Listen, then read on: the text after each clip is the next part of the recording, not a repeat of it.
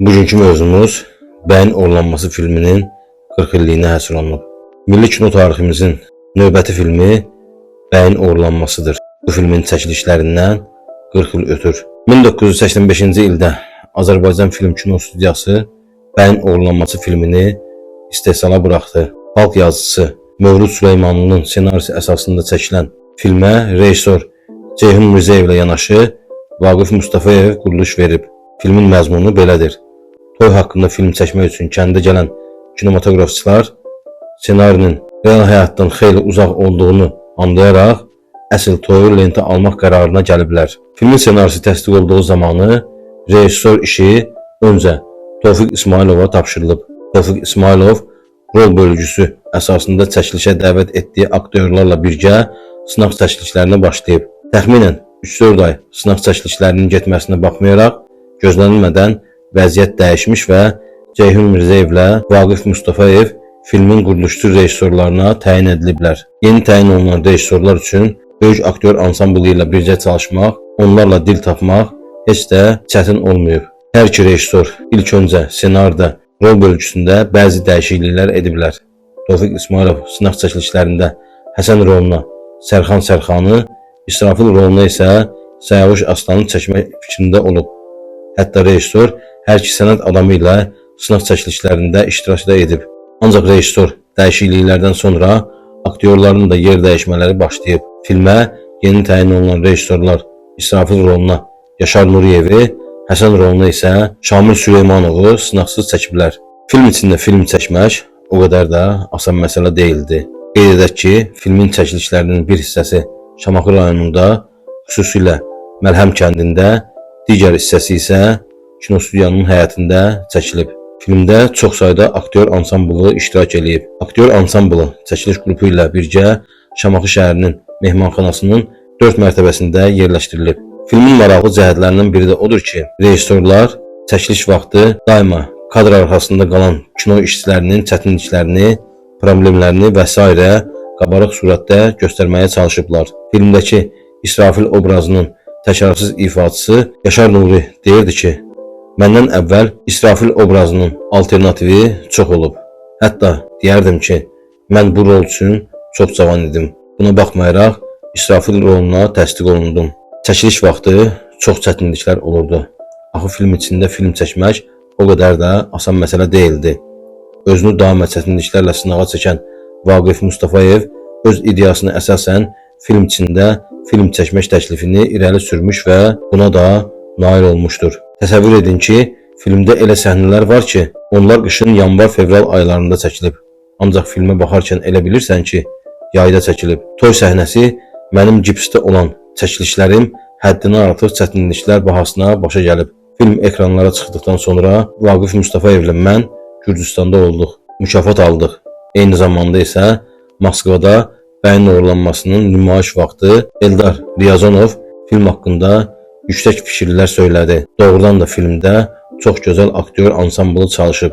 Yəqin elə buna görə də film canlı, təbii çıxdığı qədər də maraqlı alınıb. Tofiq İsmailovun sınaq çəkilişlərində Telli obrazı üçün Nərgiz Cəlilova ilə birgə Firəngiz Mütəllibova da iştirak edib. Senariyə əsasən Telli obrazı filmin içində çəkilən filmin qırımçısı olur. Ancaq İkinci mərhələdə yeni rejissor dəyişməsi ilə əlaqədar iştirakçıların əksəriyyəti də dəyişmiş və Firəngiz Mütəllibova da Telli roluna təsdiq olunmuşdur. Firəngiz Mütəllibova deyir ki, Tofiq İsmailov məni kinostudiyaya dəvət etmişdi.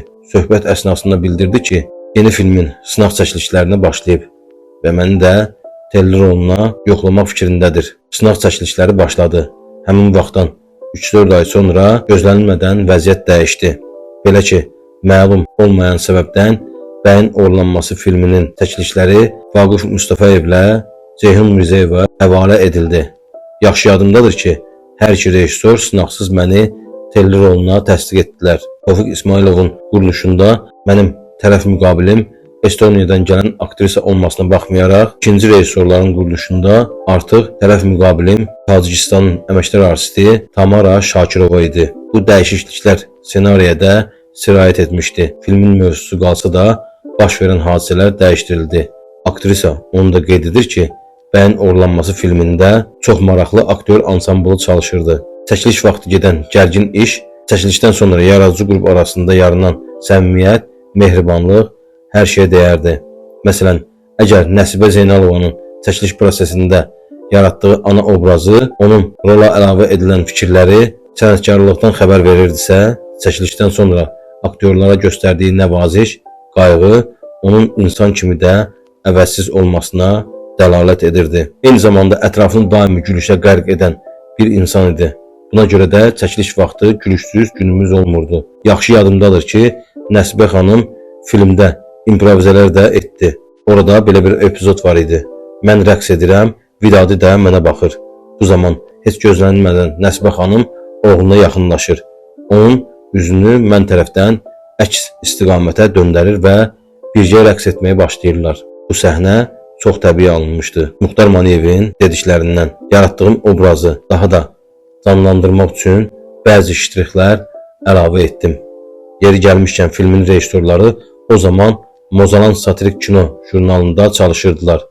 Bu baxımdan filmdəki əsas aktyor qrupunu da məhz Mozalan sujetlərində çəkilən aktyorlar təşkil edib. Onlardan biri də Muxtar Maniyev olub. Muxtar Maniyev deyirdi ki, Mozalan sujetlərində çəkilən ən aparıcı aktyorlar Bəyin Oğurlanması filminə dəvət olunmuşdular. Adi film çəkmək nə qədər çətindirsə, komediya filmi çəkmək də bir o qədər çətindir.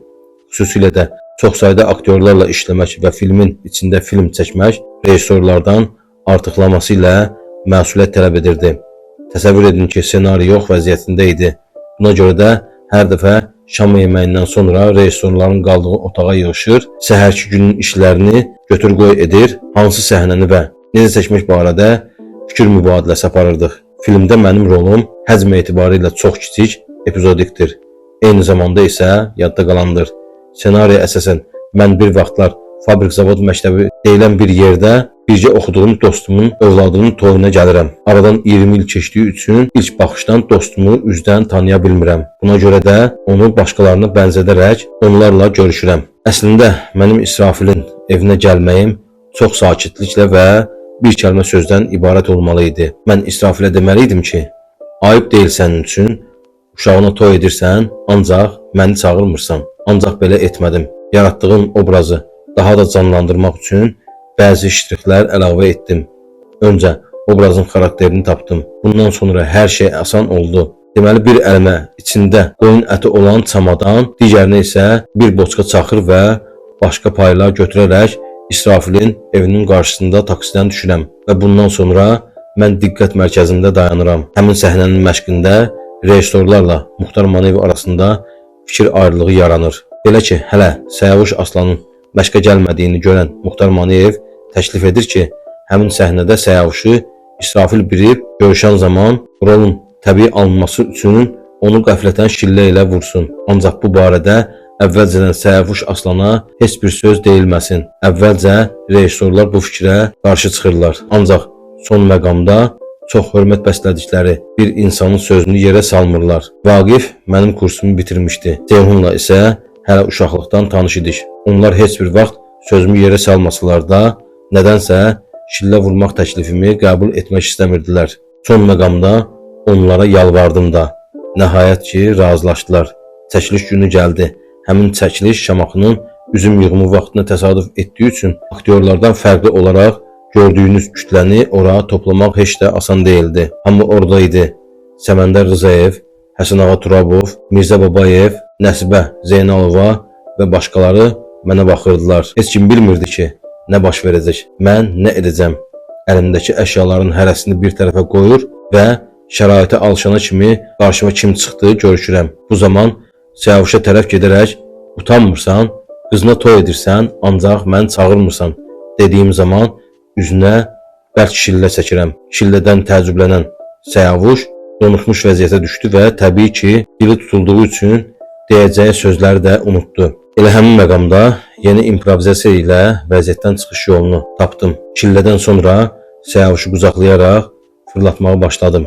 Sonra həmin səhnə bir neçə dəfə çəkilsə də əvvəlki kimi effektli alınmır. Buna da səbəb odur ki, artıq şillə vurulacağından xəbərdar olan Səyavuş Aslan gözlərini qırpırdı. Axırda rejissorlar belə qərara gəlirlər ki, səs yazma vaxtı Siyavuş Aslanın üzünü göstərmədən sözlərini səsləndirsinlər. Sözlər elə vaxt səslənsin ki, həmin anda Muxtar Maniyev onu fırlatmış olsun. Bir sözlə, kadrda Muxtar Maniyev üst tərəfdən, Siyavuş Aslan isə arxa tərəfdən görünsün. Başqa bir maraqlı məqam da oldu. Siyavuş Aslanı vurduğumu görən Həsən Ağa Turabov onunla görüşdüyüm zaman öz işini ehtiyatlı tutaraq tez qolumdan tutdu. Bəyin Oğurlanması filmi şedevr sənət nümunəsi olması da əsas olan odur ki, çox güclü aktyor ansamblı çəkilib. Film tamaşaçı marağına səbəb olub və burada milli ruh tam olaraq öz əksini tapıb.